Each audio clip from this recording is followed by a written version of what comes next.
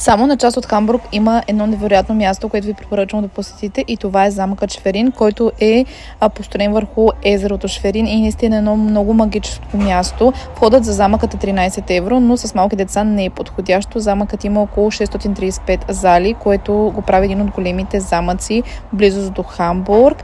Наистина е много красиво място за разходки.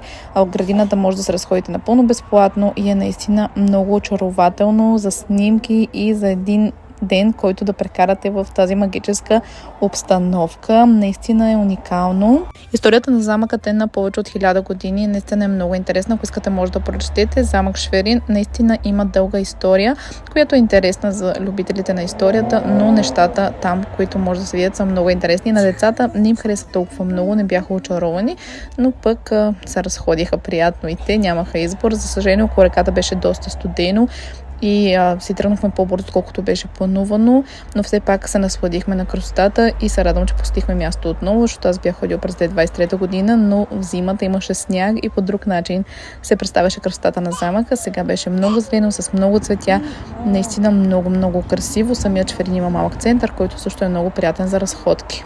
А вие бихте ли посетили този замък?